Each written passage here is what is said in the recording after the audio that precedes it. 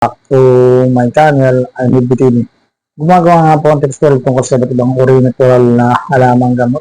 Nagtuturo niyo po ako ng vlogs tungkol sa mga natural na halamang gamot. Kung bago lang po kayo dito sa channel ko, pwede bang paki-subscribe, paki-likes po, yung symbol pong ganyan. Paki-share na rin po sa friends and family kung mahilig kayo dito sa ginagawa ko tutorial and vlogs ng iba't ibang natural na halamang gamot. Kung gusto po ninyo itong ginagawa ko. Bali yung tips ko po ngayon, yung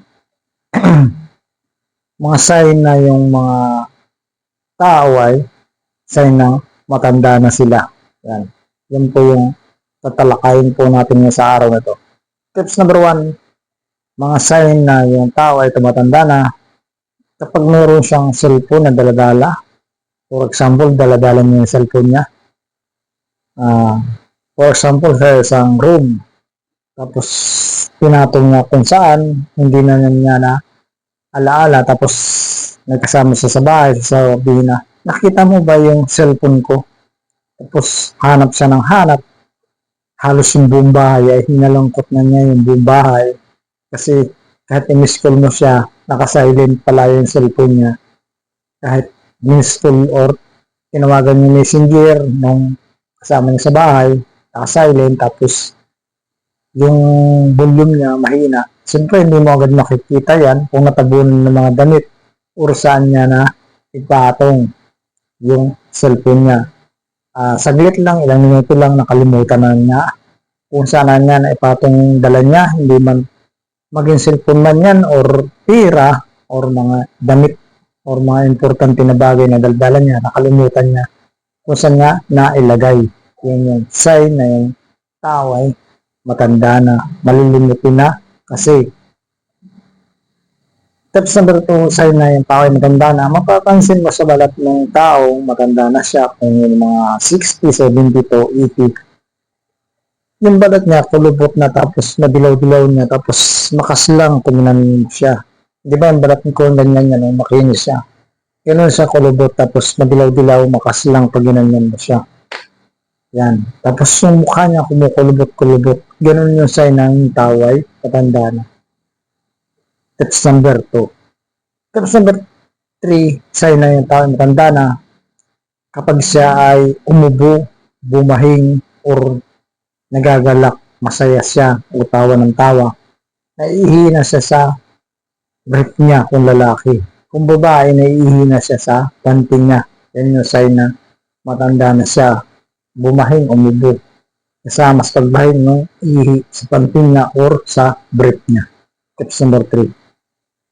Tips number 4, sign na yung tao ay matanda na, yung ngipin niya utay-utay na natatanggal kahit sabihin mo na may mga vitamins siya na C para hindi matanggal yung ngipin, talagang utay-utay na natatanggal na, lalalagas na yung ngipin niya. Yan yung sign. Tips number 5, sign na yung tao ay matanda na, yung buhok niya utay-utay na, pumuputi or nakakalbo na siya, naanit yung buhok niya o napapanot na yung buhok niya. Yan yung sign nyo. Tips number 4. Tips number 5, sign na yung tao ay matanda na, mahina na siyang kumain ng gaya ng kanin, mahina na siya kumain ng ulam kahit masarap yung ulam. Hanggang doon na lang yung karami yung kaya niyang ipasok sa tiyan niya, ipasok sa bitukan niya. Kasi mahina ng panunaw niyan kapag yung tao ay matanda na, hindi na siya makatunaw ng mabilis. Kaya kahit kaunti, ramdam niya, busog na siya. Hindi gaya ng mga bata na kahit marami nang ipasok doon sa tiyan niya, gutom pa rin. Yan, mahina na yung panunaw niya.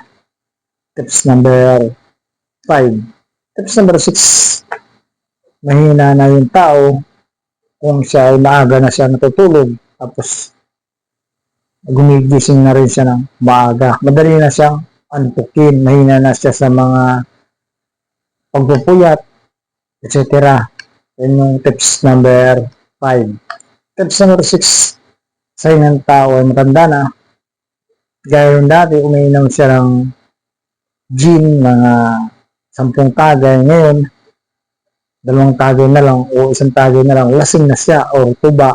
Tumatagay siya dati ng 20 na tagay, ngayon 5 tagay, lasing na siya sa tuba. Ang tuba ay natural na inumin na drinking na since panong wala pa yung mga alak na yan, tuba na or katas ng nyug na tinatawag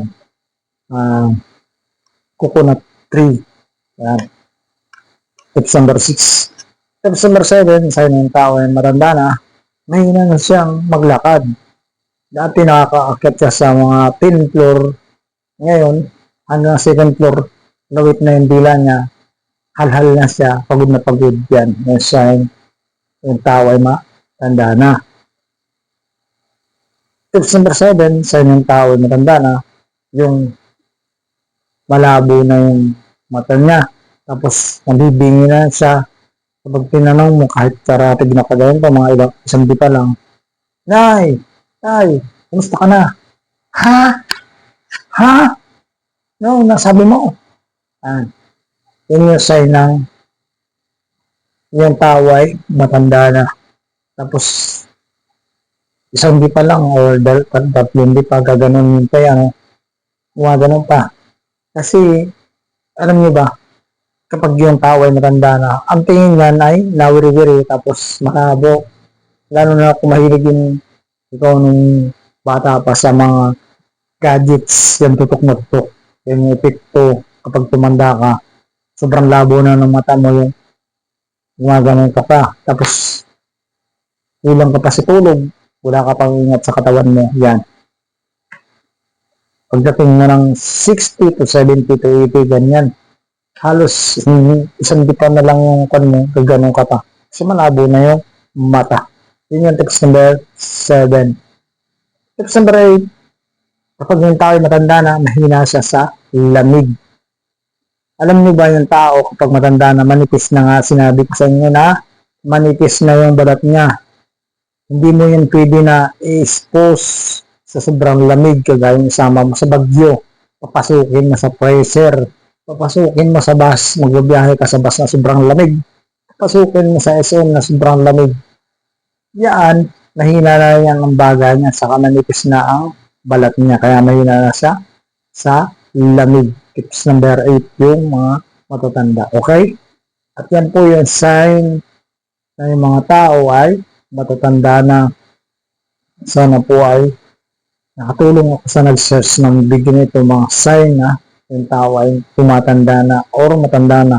Tanda, babae man o lalaki.